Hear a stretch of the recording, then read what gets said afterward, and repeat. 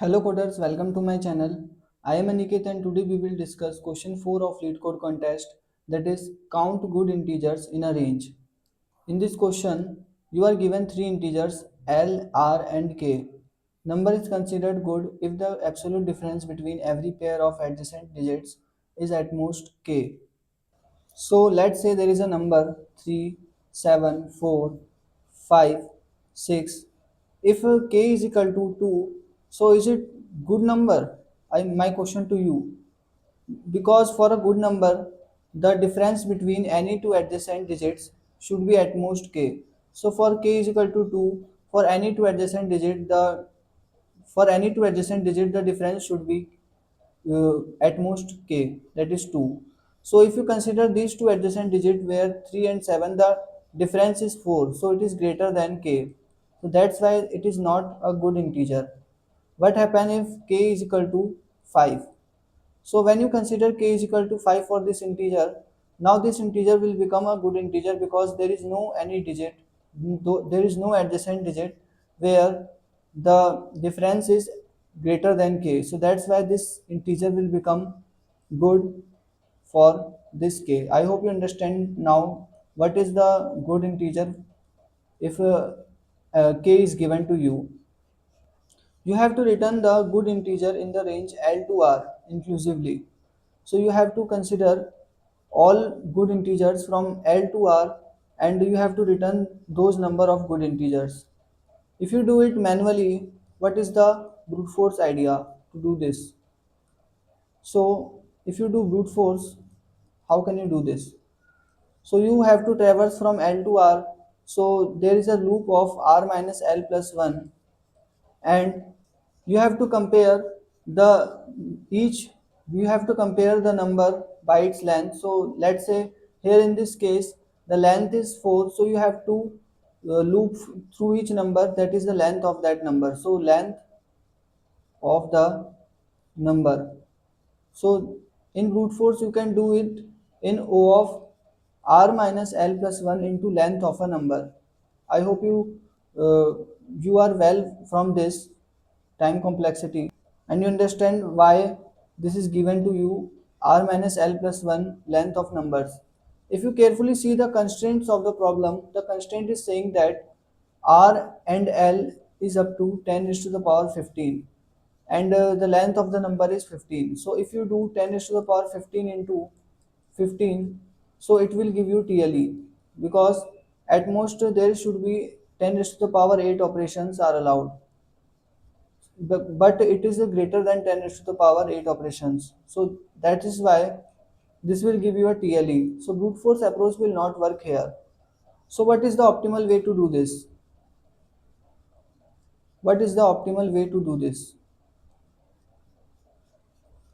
So the optimal way to do this is we should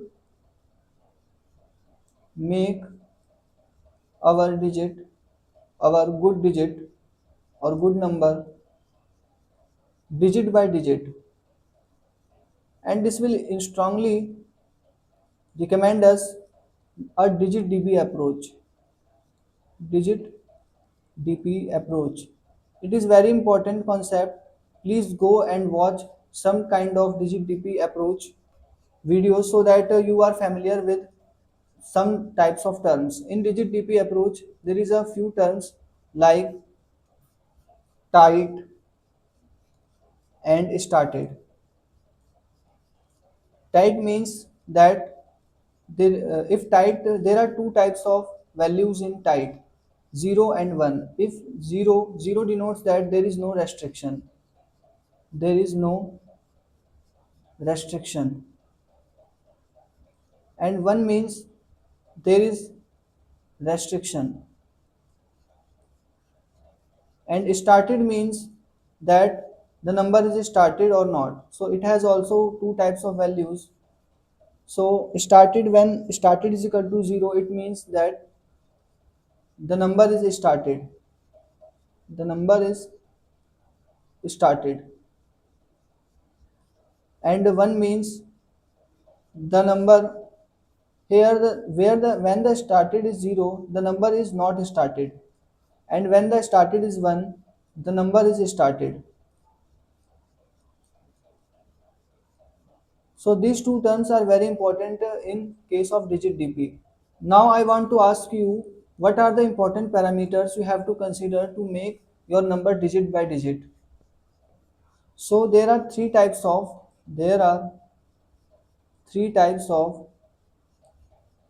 parameters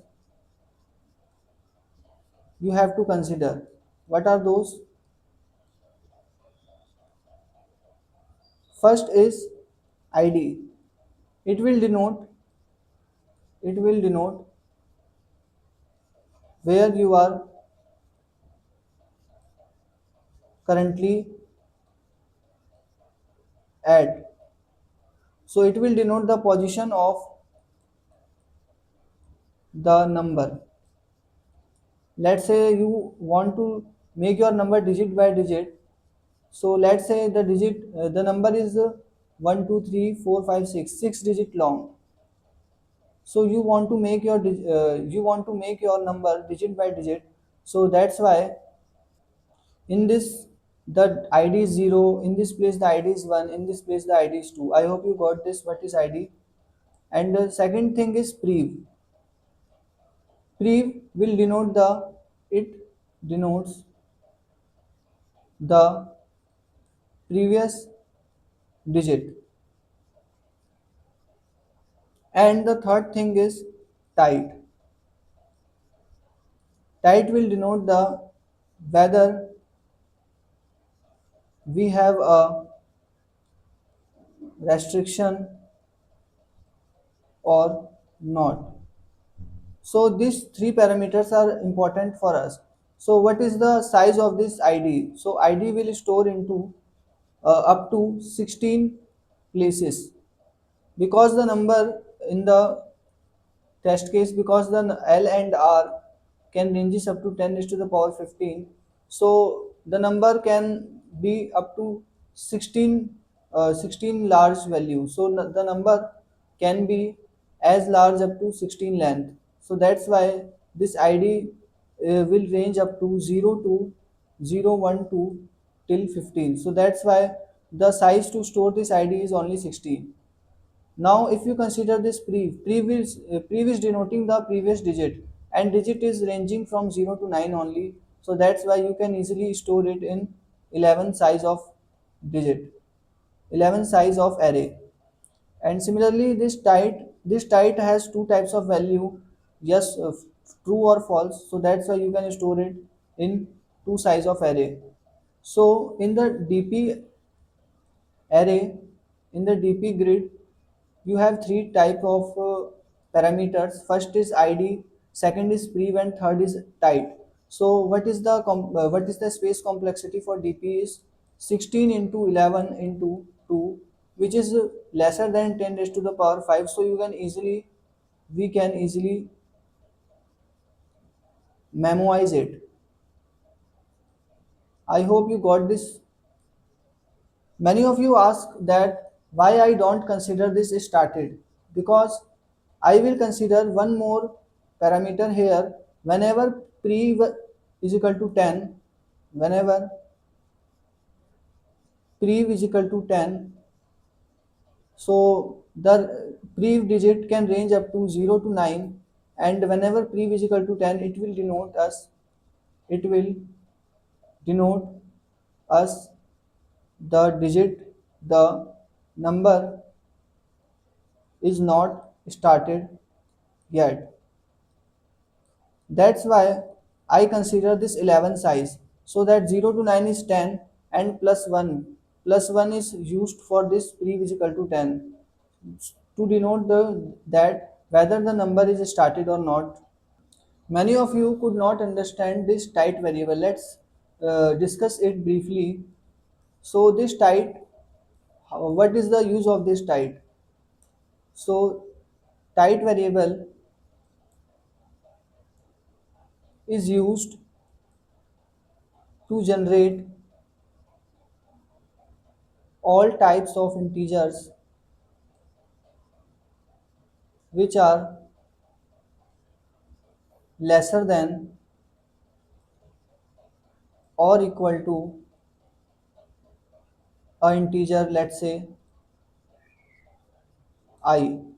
So let's say an integer is given to you 3, 4, 6, 7, and you want to generate all types of integer lesser than this number. So firstly, the initially the type is given to you is 1. So type 1 means there is a restriction. So you can, for first place, second place, third place, fourth place. For first place you have only four choices. You can do 0, 1, 2 and 3, but why you can't put 4 here? Because if you put 4, so this number will be greater than this integer. So that's why this type is given to you 1. So whenever type is equal to 1, it means we have range from 0 to digit of that position I. So in this case, the digit at that position I is 3. So you can range from, for this position you can range digit from 0 to 3 only. If you go to 4, so in that case the integer will be greater than this integer. So that's why this type will be equal to 1 initially. Now let's say you consider these three integers but not consider this 3. So now let's say you consider 0, 1, 2 integers for first place. Now you are allowed to put any integers between 0 to 9, 0 to 9, 0 to 9 at the remaining places, because now the type will become 0, because you are putting the first group element, that is 0, 1 and 2. Now the type will become 0. So if you put any integers between 0 to digit minus 1, digit I minus 1, this will guarantee you your type will become 0. Otherwise your type will become same as it is, that is 1. So if you put 0, 1, 2, now the remaining digits can be 0 to 9 anything. Now if what happen if you put 3 here? So if you put 3 here, now you are restricted to place at this position, you are restricted to place any integers between 0 to 4. So 0 to 4 you are restricted to place any integers between 0 to 4, not 0 to 9, because if you put 5 here at this position, now the integer will be greater than this integer. That's why you are restricted to put only these 5 integers only. So that's why your type is 1 in this case also. So whenever you put the last element of the group, so your type will remain same. So how the type will change? When we put any number, any digit from 0 to digit I minus 1, the type will change to 0. And when we put the last element, the last, that is digit of I, in the position, so our type will remain as it is 1. So here is a important observation also, that when type becomes 0, it will never it will never come back to 1. I hope you got this. You can see this with by running several test cases and making several integers. So I hope you got this, what is the type variable. Now let's jump to the code, because in digitdb problem the code is very helpful to understand the problem, that how the dp states are changing. So let's move to the code, but before that please hit the like and subscribe button so that you can't miss any future explanations of contest. It will motivate me to create such kind of intuitive video. So let's move to the code. Here is my, not that simple code, but it is easy to understand. So first of all, I initialize my dp variable, which is containing three parameters. First parameter is the length, that is id, which is oscillating the id variable, and second is toggle, this is toggle, and this is using to store the prev digit.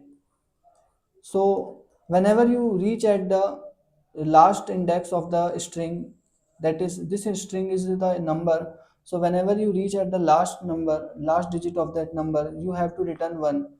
1 means that there is a valid number found. That's why you return 1. And whenever dp of id type prev is already calculated, you don't have to calculate again, you simply return that only. And first of all, you initialize your answer to 0, and there is two cases.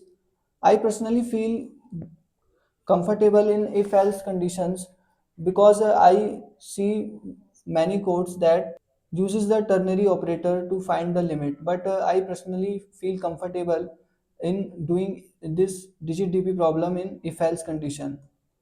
So answer is equal to 0 is the initialization, and first of all I make our start and end variable, and oscillate my I from start to end. Whenever our prev is equal to 10, that means there is no previous digit. So in that case, our start is 0, and our whenever prev is something digit, so we can calculate the starting variable from this function max.max of 0 comma prev minus k. You can easily understand this. And whenever prev is equal to 10, our digit is not started yet, so that's why our end will be 9. Otherwise our end will be max.min of 9 comma prev plus k. I hope you understand how this start and end is calculating for us. Now we will go from start to end, and whenever is prev is equal to 10, it means the digit, the number is not started, the number is not started, and the number, the current number is itself 0. So let's say the number is not started, and again a 0 comes, so it is still the number is not started, leading zeros, so that's why the number is not started. So the next state transition for this memo function is go to the next index with 0. The 0 is denoting the type variable. So I already told you that whenever a type becomes 0, so it will never be return back to 1. So in all cases type will be 0. And if I is equal to 0, it is indicating that now it is not started yet. So that's why I put 10 again, and s is denoting the string, which is the number, and k is the important parameter used to find the at most k difference between two adjacent digits. And whenever I is not is equal to 0, it means the digit is started, the number is started. So that's why our next transition is id plus 1 comma 0 comma I. Now our prev digit will become I, and I will move to the next index. So if prev is equal to 10, this is the transition. Whenever prev is equal to 10, not equal to 10, that means the number is already started. So our next transition is same as it is here, id plus 1 0 I s comma k. And the next condition is when there is a restriction, there is a restriction when our type is equal to 1. So our last digit limit is equal to that id minus 0. So this will ensure that our range will become 0 to digit of id. I hope you understand. And similarly here also I will calculate my start and end variable, and I will traverse from this start to end only. Whenever I is equal to limit, it means the toggle remain as it is 1, and whenever I is not is equal to limit, then only our toggle will go to 0. I hope you got this. And whenever p is equal to 10, our this condition I already explained to you in the previous condition also. So this is very easy to understand here. At last, you have to memorize this answer to your DP of ID, tight and prev. In this way, you can easily calculate your answer and return your answer in O of ID can goes up to 16 and tight can goes up to 2 and prev can goes up to 10, 11. So there is a lesser than 10 raised to the power 8 operation. So that's why you can do this problem very efficiently in this approach. I hope you understand my code and the intuition behind this. Please hit the like and subscribe button so that it will motivate me to create such kind of intuitive video for you. Thank you.